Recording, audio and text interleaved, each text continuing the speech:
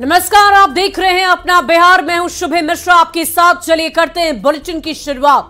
RJD अध्यक्ष लालू प्रसाद ने PM Narendra Modi पर परिवार को लेकर निशाना साधा था, जिस पर प्रधानमंत्री ने पलटवार किया है। पीएम के समर्थन में बीजेपी के नेताओं ने सोशल साइट एक्स पर अपना बायो ही बदल लिया है और मोदी का परिवार कैंपेन की शुरुआत कर दी है। गृह मंत्री अमित शाह और बीजेपी अध्यक्ष जेपी नड्डा ने भी अपने नाम के सामने मोदी का परिवार पर अपने बायो में यही बात लिख दी है। सवाल है कि क्या लालू प्रसाद ने पीएम पर व्यक्तिगत हमला कर सेल्फ गोल कर लिया है? पास परिवार नहीं है और तुम हिंदू भी नहीं है। 140 करोड़ देशवासी, यही मेरा परिवार है। 2024 की लड़ाई परिवार पर आई। पटना के गांधी मैदान में हुई जन विश्वास रैली में आरजेडी अध्यक्ष लालू प्रसाद ने पीएम मोदी के परिवार का जिक्र करते हुए विवादित टिप्पणी की। इसके बाद बिहारी नहीं बल्कि पूरे देश में सियासी तूफान खड़ा हो गया। पहले लालू प्रसाद का बयान सुन लीजिए, जिस पर हंगामा मचा है। बोलता कि परिवारवाद है, परिवार के लिए लोग लड़ रहे हैं। तुम्हारे पास परिवार नहीं है और तुम्हारी माता जी जब और तुम हिंदू भी नहीं है। लालू के बयान पर पीएम मोदी ने बिहार की राजधानी पटना से करीब 1150 किलोमीटर दूर तेलंगाना के आदिलाबाद से पलटवार किया। पीएम मोदी ने लालू के बहाने पूरी इंडिया अलायंस पर निशाना साधते हुए कहा कि इंडिया अलायंस के नेता सिर्फ अपने परिवार की सोचते हैं, लेकिन मोदी के लिए पूरा देश ही उनका परिवार है। तो इन लोगों ने बोलना शुरू कर दिया है कि मोदी का कोई परिवार नहीं है। अब तो कल ये कह देंगे कि तुम कभी जेल में तुझे सजा नहीं हुई, इसलिए तुम राजनीति में नहीं आ सकते, ये भी कह देंगे। पीएम मोदी पर लालू की तरफ से की गई टिप्पणी के विरोध में बीजेपी ने मुहिम छेड़ दी है। बीजेपी के तमाम बड़े नेताओं ने सोशल साइट एक्स पर अपना बायो बदल दिया है। गृह मंत्री अमित शाह से लेकर बीजेपी अध्यक्ष जेपी नड्डा तक ने अपने नाम के सामने मोदी का परिवार लिख दिया है। प्रधानमंत्री श्री नरेंद्र मोदी जी के ऊपर एक बार पुनः इस स्तर का, इस निचले और छिछले स्तर का शब्द प्रयोग किया गया है श्री लालू प्रसाद यादव जी के द्वारा, जो दुखद है। ओछे स्तर के हल्के बयान, नितांत व्यक्तिगत अपमानजनक बयान दिए गए हैं, उसकी भारत की राजनीति में मिसाल नहीं। 2019 के लोकसभा चुनाव के समय कांग्रेस नेता राहुल गांधी ने पीएम पर निशाना साधते हुए कई रैलियों में चौकीदार चोर है का नारा दिया था। इसके बाद बीजेपी ने मैं भी चौकीदार नाम से ऐसी मुहिम शुरू की कि पूरा चुनावी माहौल ही बदल गया।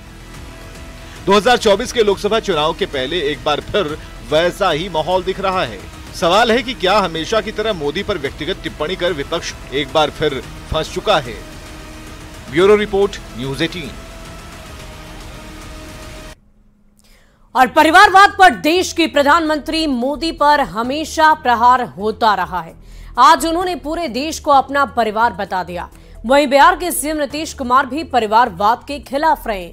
जेडीयू ने सीएम नीतीश कुमार का पुराना वीडियो जारी कर दिया है। सीएम नीतीश कुमार ने कहा था कि पूरा बिहार हमारा परिवार है। परिवारवाद पर सवाल उठाता हूं तो इन लोगों ने बोलना शुरू कर दिया है कि मोदी का कोई परिवार नहीं है। देश के कोटि कोटि लोग मुझे अपना मानते हैं, अपने परिवार के सदस्य की तरह मुझे प्यार करते हैं। और इसलिए मैं कहता हूं, 140 करोड़ देशवासी, यही मेरा परिवार है। पूरे बिहार को हम एक परिवार मानते हैं और लोगों के लिए पति पत्नी बेटा बेटी यही परिवार है और हम लोगों के लिए पूरा बिहार एक परिवार है। वहीं पीएम मोदी के परिवार को लेकर सियासी बयानबाजी तेज हो गई है। बीजेपी नेताओं ने एक्स पर अपना बायो बदल दिया तो आरजेडी ने इसे बीजेपी की बौखलाहट बता दिया है। शुरू की है। सबसे पहले तो उनको क्या अब संघ परिवार समाप्त हो गया है? जो मोदी परिवार के नाम से हैशटैग चल रहा है, ये भारतीय जनता पार्टी के नेताओं को, कार्यकर्ताओं को स्पष्ट करना चाहिए। बिलबिलाहट दिखाने की आवश्यकता नहीं है। लालू जी ने जो संवेदना परिवार के प्रति, जो सोच परिवार के प्रति और जो समाज के प्रति परिवार का उत्तरदायित्व है, उसको अगर आगे बढ़ाने का काम किया, बताने का काम किया है, तो भारतीय जनता पार्टी के लोग इतना बेचैन क्यों हैं? लालू प्रसाद यादव राजनीति करते हैं अपने परिवार के लिए। लालू प्रसाद यादव और उनके सहयोगी कांग्रेस, सपा और बाकी लोग लालू प्रसाद यादव की तरह ही इस देश में राजनीति करते हैं, अपने परिवार को बचाने के लिए, अपने परिवार को बढ़ाने के लिए, अपने परिवार को भ्रष्टाचार करवाने के लिए। और दूसरी तरफ माननीय नरेंद्र मोदी हैं, जिनके लिए इस देश की 140 करोड़ जनता उनका परिवार है। माननीय नरेंद्र मोदी जी का हर कदम इस देश के लिए है, इस देश के 40 करोड़ लोगों के लिए है। और प्रधानमंत्री नरेंद्र मोदी पर लालू प्रसाद के बयान के बाद अब सियासत काफी गर्मा गई है। डिप्टी सीएम सम्राट चौधरी ने कह दिया है कि इस देश में कोई सबसे बड़ा राम विरोधी है तो उनका नाम लालू प्रसाद है। सम्राट चौधरी ने कहा कि बीजेपी पूरा का पूरा परिवार है और इसीलिए हम लोगों ने अपने नाम के आगे मोदी का परिवार लिखा है। और इतना ही नहीं, सम्राट चौधरी ने यह भी कहा कि आरजेडी जिस सीट से चुनाव लड़ने को कह दे वहां जीत कर दिखा देंगे। लालू प्रसाद जी राम विरोधी हैं।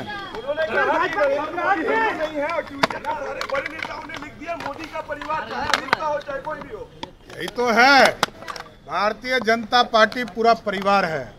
और आज हम लोगों ने लिखा मोदी का परिवार हम है। आज लालू प्रसाद जी खुद कहते थे 90 के चुनाव के पहले कि रानी के पेट से राजा पैदा नहीं होता। आज सिर्फ राजा ही पैदा करने का प्रयास कर रहे हैं, लोकतंत्र की हत्या कर रहे हैं। और ये लोग गलतफहमी में हैं। जब इसके पूरे परिवार चुनाव हार गया था तब भी सम्राट चौधरी जीत कर ही आया। और राजद के लोग एकदम तैयार हूँ, जिस सीट पर कहे उसी सीट पर लड़ने के लिए तैयार हूँ। और परिवारवाद पर पॉलिटिक्स हाई है और ऐसे में केंद्रीय ऊर्जा मंत्री आरके सिंह ने भी सोशल मीडिया प्लेटफॉर्म एक्स पर अपने प्रोफाइल में मोदी का परिवार लिख दिया है। आरके सिंह ने कहा कि प्रधानमंत्री आज से नहीं बल्कि पहले से ही पूरे देश को परिवार कहते और मानते रहे हैं। ऐसे में लालू प्रसाद का पीएम मोदी के लिए ऐसे शब्दों का प्रयोग मर्यादा के विपरीत है। आरके सिंह ने कहा है कि लालू प्रसाद या कांग्रेस ये सभी परिवार तक ही सीमित हैं, जबकि बीजेपी के लिए पूरा देश ही परिवार है। लालू प्रसाद यादव ने पटना के गांधी मैदान की रैली में जो प्रधानमंत्री के बारे में बातें कही, परिवारवाद पर उन्होंने एक तरह से डिफेंड किया, लेकिन जिन शब्दों का प्रयोग किया उसको आप क्या कहेंगे उस पर? तो घोर आपत्तिजनक है साहब, पर्सनल अटैक है। और वैसे भी लालू जी वहां पर परिवारवाद को ये डिफेंड कर रहे थे। आप ये तो वही बात हुई कि चोरी और सीना जोड़ी। हम परिवारवाद करेंगे, यही उनका कहना है कि हम परिवारवाद करेंगे। अरे साहब, ये परिवारवाद ये जनता अब नहीं एक्सेप्ट करने वाली है। ये इनका तो परिवार से ही शुरू होता है, पॉलिटिक्स और परिवार से ही समाप्त होता है, इनका भी और कांग्रेस का भी वही हालत है। हम, हमारे बाद मेरा बेटा, हमारी बेटी, हमारी पत्नी, यही है। हम लोग के नेता देखिए, ये उनका परिवार तो पूरा देश है, तो बार बार कहते हैं। और सिर्फ अभी नहीं कर रहे, आप पहले के भी इनका भाषण ये प्रधानमंत्री जी का उठा करके देखिए। वो अपना भाषण प्रारंभ करते रहे हैं कि मेरे देश के परिवार वालों, उनके लिए पूरा देश उनका परिवार है। यही है अंतर। लालू जी के लिए उनका परिवार मतलब कि रायबरी जी, तेजस्वी इत्यादि इत्यादि, और यही तक सीमित है।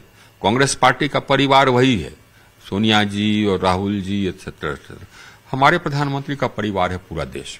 आप लोगों ने एक्स पर अपने प्रोफाइल में चेंज किया है, अपने नाम के सामने मोदी का परिवार ये लिखा है। इससे किस तरह का मैसेज देना चाहते? तो पूरा देश मोदी जी का परिवार है। मोदी जी खुद अपने भाषण में कहते हैं, भाषण शुरू करते ही हैं इसी से।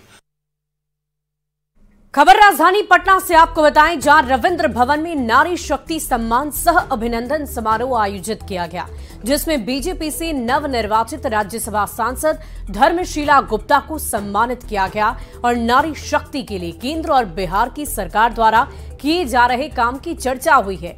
इस मौके पर डिप्टी सीएम विजय सिन्हा ने कहा है कि बिहार में जाति के जहर ने राज्य को विकास के रास्ते में काफी पीछे धकेल दिया। आजादी के समय बिहार सभी मायने में काफी आगे था। वहीं इस मौके पर डिप्टी सीएम सम्राट चौधरी ने कहा कि बिहार में कानून व्यवस्था उनकी सरकार की पहली प्राथमिकता है और हर हाल में राज्य से माफिया राज और गुंडा तत्वों को खत्म करने के लिए नया कानून लाया गया है।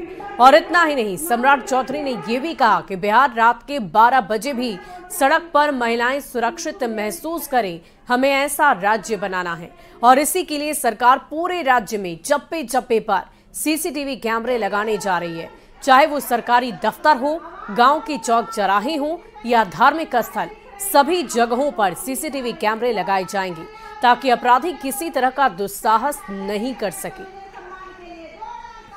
जातीय जहर के लहर के कहर से लोग अधिकार की बात करते हैं, सत्ता हथियाने के लिए अलग अलग भूमिका बनाते हैं, नौटंकी करते हैं, सत्ता में किस तरह से हम पद को प्राप्त कर लें, इसके लिए समाज के अंदर उन्माद पैदा करते हैं, अपने जात से बाहर नहीं निकल पाते।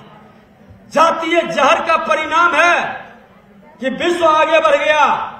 देश में कई राज्य जो जातीय जहर से मुक्त हुआ वो आगे निकल गया, लेकिन मेरा बिहार क्यों पिछड़ गया? और ऐसा कानून बनाया है, ये सारे माफिया को बिहार से बाहर करने का काम करेंगे। कोई माफिया बिहार में नहीं रह सकता, कोई गुंडा राज स्थापित नहीं कर सकता। हमारी बहनें स्वतंत्र तौर पर रात के 12 बजे भी घूम सके, इसकी चिंता करनी है। और अब हम लोगों ने सीसीटीवी कैमरा लगाने के लिए भी कानून लाया। बहुत दिन से हम प्रयास कर रहे थे। 2014 से हमारा प्रयास था, पटना में हमने शुरू किया था कि पटना की सड़कों पर हमने सीसीटीवी कैमरा लगाना शुरू किया था। इस बार हम लोगों ने कानून बनाया है कि पूरे प्रदेश में जितनी भी संस्था है, जितने भी ऑफिस हैं, कार्यालय हैं, सबके अंदर भी सीसीटीवी कैमरा लगेगा और रोड साइड पर भी सीसीटीवी कैमरा लगेगा। खबर बेगूसराय से, जहां बीजेपी का झंडा जलाए जाने पर बीजेपी के राष्ट्रीय प्रवक्ता सैयद शाहनवाज हुसैन ने कहा कि ये लोग जान गए हैं कि जीरो पर वो आउट होने वाले हैं और इसीलिए इस तरह का काम कर रहे हैं, लेकिन लोगों के दिलों में मोदी है, उसे कैसे मिटा पाएंगे। साथ ही साथ उन्होंने आगे कहा कि महागठबंधन की रैली हुई है, उससे जनता पर कोई असर नहीं पड़ा है। ये लोग जान गए हैं कि बीजेपी जीरो पे आउट कर देगी, इसलिए बीजेपी का झंडा जला रहे हैं, लेकिन लोगों के दिलों में कमल है, मोदी है, उनको कैसे मिटाएंगे ये। और इसी बीच राजधानी पटना से एक बड़ी खबर आपको बताएंगे। बड़े पैमाने पर प्रशासनिक फेरबदल किया गया है। 6 IAS अधिकारियों का तबादला किया गया। 73 बिहार प्रशासनिक सेवा के अधिकारियों का तबादला हुआ है। 22 पुलिस पदाधिकारियों का तबादला, कई जिलों के DDC का तबादला किया गया और कई जिलों के EDM भी बदल दिए गए हैं। तो इस वक्त की बड़ी खबर आपको बताने, बड़े पैमाने पर प्रशासनिक फेरबदल की खबर है। कई जिलों के DDC का तबादला हुआ है, कई जिलों के EDM भी बदले गए।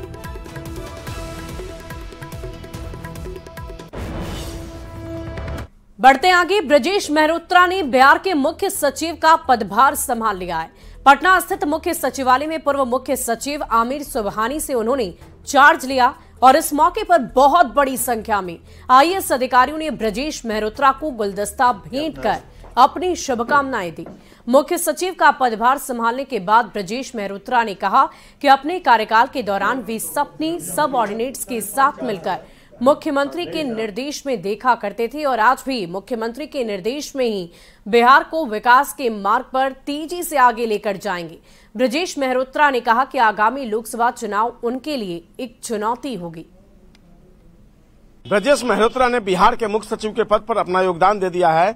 आज दोपहर बाद ब्रजेश मेहरोत्रा ने यह पदभार ग्रहण किया है और ठीक हमारे पीछे मुख्य सचिव का कार्यालय है, जहां पर आमिर सुबहानी जो अब तक मुख्य सचिव थे बिहार के, उन्होंने उनको अपना पदभार सौंपा है।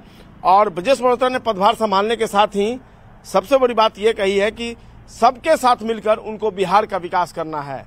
यानी उन्होंने अपने सबऑर्डिनेट्स को ये मैसेज दिया है कि हमें मिलकर बिहार को विकास के मार्ग पर ले चलना है। एक और बात उन्होंने काफी महत्वपूर्ण कही कि आगामी लोकसभा चुनाव उनके लिए एक बड़ी चुनौती है और सबके साथ मिलकर वह लोकसभा का चुनाव भी शांतिपूर्ण तरीके से संपन्न करवाएंगे। निश्चित तौर पर जिस तरीके से आज उन्होंने पदभार ग्रहण किया, आने वाले समय में उनके लिए चुनौतियां सामने होंगी और उन्होंने कहा कि सबके साथ मिलकर इन चुनौतियों का वे सामना करेंगे। काफी संख्या में आईएएस पदाधिकारी आज मुख्य सचिवालय में पहुंचे और ब्रजेश मेहरोत्रा को बधाई दी। कैमरा पर्सन सुबोध के साथ संजय कुमार, न्यूज 18 पटना। तो ब्रजेश मेहरोत्रा को मुख्य सचिव का पदभार सौंपने के बाद पूर्व मुख्य सचिव आमिर सुबहानी ने बिहार सरकार के सभी अधिकारियों, मीडिया और मुख्यमंत्री का आभार जताया है। आमिर सुबहानी ने कहा है कि उनके सहयोगी अधिकारियों ने हर कदम पर भरपूर साथ उनका दिया। वही कुछ काम बचे रह जाने के सवाल पर उन्होंने कहा कि प्रशासन में कभी काम खत्म होता ही नहीं, नई परिस्थितियां और नई चुनौतियां आती ही रहती है, जिसे आगे के अधिकारी पूरा करते हैं। में सभी सहयोगी अधिकारियों का और मीडिया का मुझे बहुत सहयोग मिला। मैं अपने सहयोगी बिहार सरकार के अधिकारियों के प्रति आभारी हूं, जिन्होंने सरकार के एजेंडे को मेरे मार्गदर्शन में आगे बढ़ाने में सहयोग दिया। विशेष रूप से मैं ब्रजेश मेहरोत्रा साहब का आभारी हूं, इनका सहयोग मुझे लगातार मिलता रहा। मैं मीडिया कर्मियों का आभारी हूं और साथ ही साथ में बिहार सरकार का और सबसे बढ़ के बिहार के माननीय मुख्यमंत्री जी का आभारी हूं कि उन्होंने मुझे ये मौका दिया कि मैं इस पद से, मुख्य सचिव के पद से राज्य की सेवा कर सकूं और उन्होंने मुझे काम करने के लिए बहुत अच्छा माननीय मुख्यमंत्री जी ने मार्गदर्शन भी दिया, जिसके कारण मैं काम कर सका। तो मैं माननीय मुख्यमंत्री को और बिहार सरकार को भी दिल से धन्यवाद देता हूँ। सर, कुछ ऐसे काम जो छूट गए हों, रह गए हों, जिसकी कसक रह गई हो पूरा करने के लिए? देखिए, काम कभी खत्म नहीं होता है और पब्लिक एडमिनिस्ट्रेशन में नई नई परिस्थितियां, नई नई चुनौतियां आती रहती हैं, इसलिए वो सिलसिला चलता रहेगा और उसको जाहिर है इसीलिए जो लोग बाद में आते हैं वो उसको आगे बढ़ाते हैं और पूरा भी करते हैं। सर, नई जिम्मेवारी आपको मिली है, उसको किस रूप में आप देखते हैं? मैं नई जिम्मेवारी को पूरी निष्ठा के साथ, पूरे संतुलन के साथ और पूरे परिश्रम से निभाना। रुक करते हैं अगली खबर का। दानापुर से 11 साल की बच्ची के अपहरण का मामला सामने आया है। अपराधियों ने पहले दादा और बच्चे के साथ दोस्ती की और फिर बच्ची को लेकर ही फरार हो गए। बच्ची को ले जाने का सीसीटीवी फुटेज भी सामने आया। पुलिस को जैसे ही इस घटना की जानकारी मिली तो हड़कंप मच गया। पुलिस बच्चे की बरामदगी के लिए लगातार छापेमारी कर रही है। वहीं परिजन किसी भी तरह की अनहोनी की आशंका से डरे सहमे हैं। तो एमएस मोड़ से भी सर शाहपुर का ऑटो मिलता है, लेकिन कल रैली होने के कारण नहीं ऑटो थी। पापा थक चुके थे, तो वहीं से एक ऑटो मिली तो दानापुर टेम्पू स्टैंड आए।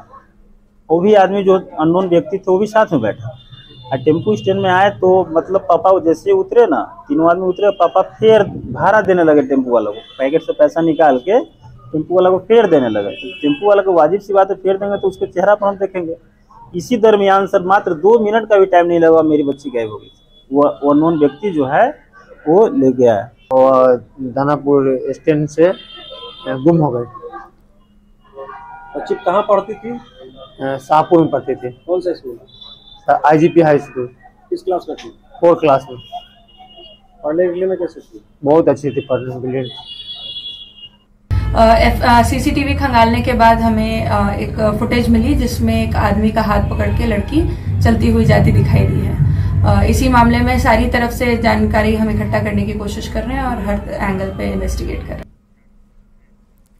और फिलहाल इस बुलेटिन में अभी के लिए बस इतना ही, लेकिन न्यूज 18 बिहार झारखंड पर खबरों का सिलसिला लगातार जारी है।